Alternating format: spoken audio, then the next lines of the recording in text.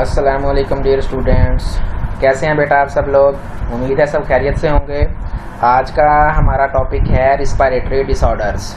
Respiratory system हमने देखा, पहले हमने देखा प्लांट्स के अंदर गैसेस एक्सचेंज, फिर एनिमल्स के अंदर और फिर मैकेनिज्म ऑफ ब्रीथिंग। देन अब हमारा टॉपिक है रिस्पायरेटरी डिसऑर्डर्स, यानी कि कौन कौन सी बीमारियां हैं जो कि रिस्पायरेटरी सिस्टम को, सांस लेने के प्रोसेस को ख़राब कर सकती हैं या जो एयर पैसेजवेज हैं उनको ख़राब कर सकती हैं।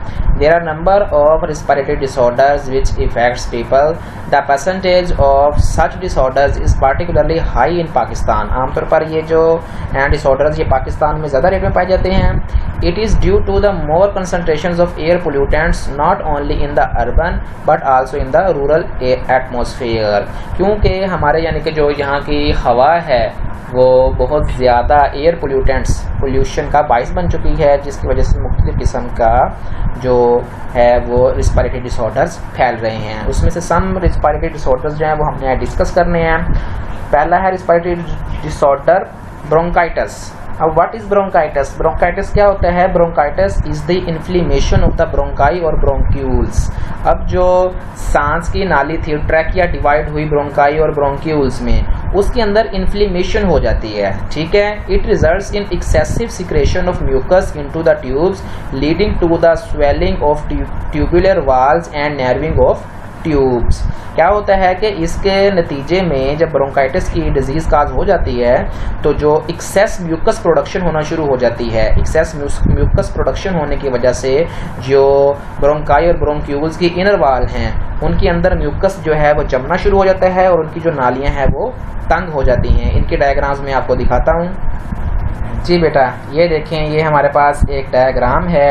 अब ये देखें, इस डायग्राम में इन्होंने हमें ब्रोंकाइटिस का दिखाया हुआ है। आप देखें, ये म्यूकस प्रोडक्शन हो रहा है और ये वाल्स के अंदर इन्फ्लेमेशन हो चुकी है। अब इसका जो नॉर्मल सरफेस एरिया वो इतना था, लेकिन अब इन्फ्लेमेशन होने की वजह से जो सरफेस एरिया है इसका इनर साइड का वो बिल्कुल कम रह चुका है।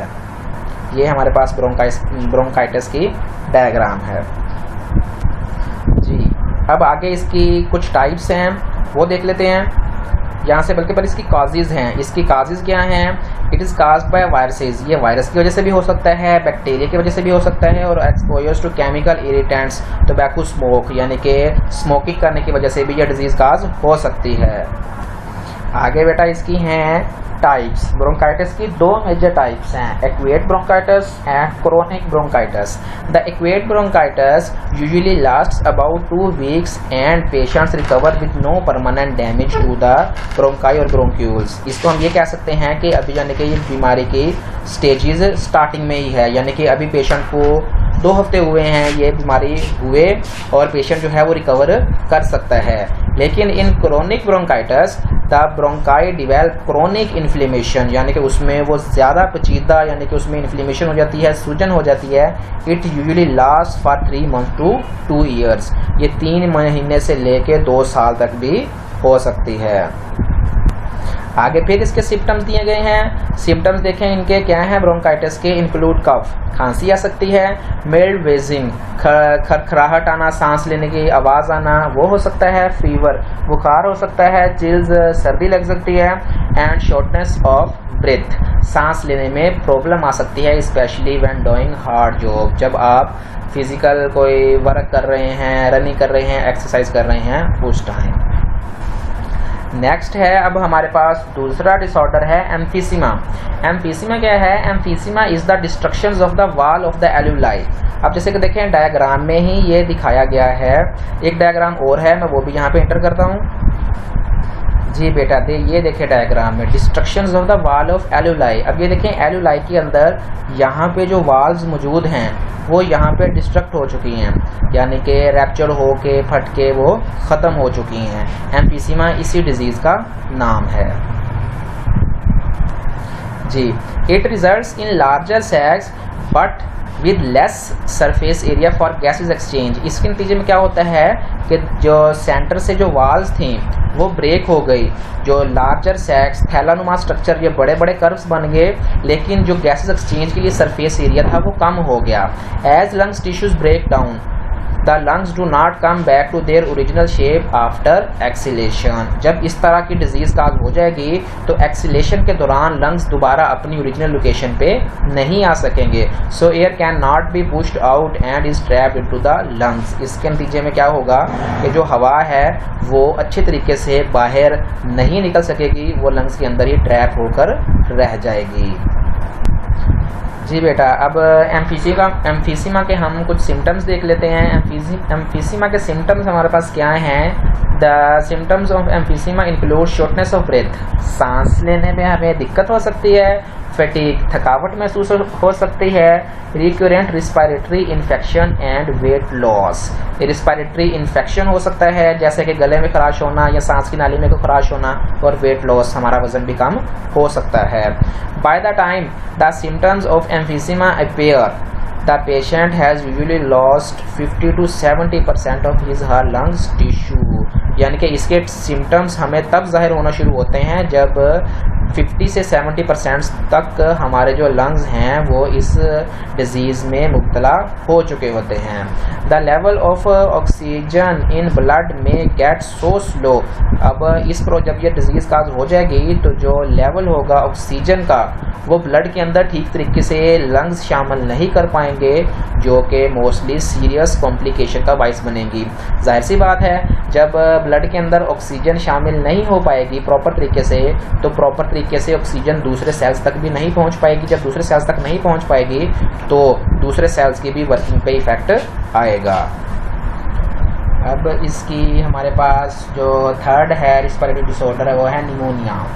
Pneumonia is an infection of lungs. ये लंग्स का इन्फेक्शन होता है। If this infection affects both lungs then there it is called double pneumonia। ये डेफिनेशन आती है व्हाट इज डबल निमोनिया, तो हम ये लिख लेंगे। The most common cause of pneumonia is bacterium Streptococcus निमोनियाई। ये बैक्टीरिया का नाम है जिसकी वजह से ये निमोनिया काज होता है। उसके बाद सम वायरल इन्फ्लुएंजा वायरस की वजह से भी ये काज होता है। एंड फंगल इन्फेक्शन, फंगस की वजह से भी ये निमोनिया काज हो सकता है। अब इसका यानी कि क्या है process? When the causative organism enter the एल्यूलाई, जब यानी कि ये ऑर्गेनिजम्स एल्यूलाई के अंदर इंटर हो जाते हैं, दे सेटल देयर, वहाँ पे जाके बैठ जाएंगे, एंड ग्रो इन नंबर, अपने आप को तादाद में बढ़ाना शुरू कर देंगे। They break the lungs tissues and the area become filled with fluid and pus. ये टिश्यूज़ को वहाँ पे ब्रेक करना शुरू कर देंगे और जो टिश्यूज़ हैं वो फ्लूइड और पस से या पीप जिसको हम बोलते हैं उससे भरना शुरू हो जाएंगी। इसकी डायग्राम मैं अभी आपको दिखाता हूँ। ये देखें डायग्राम इसकी। अब देखें ये नॉर्मल था तो इसके अंदर ये अब कलरफुल जो हमें नज़र आ रहा है ये पस सेल्स जिसको हम पीप बोलते हैं आमतौर पर, जो और जो फ्लूइड है वो इसमें सेटल होना शुरू हो जाएंगे। ये निमोनिया का है हमारे पास डायग्राम।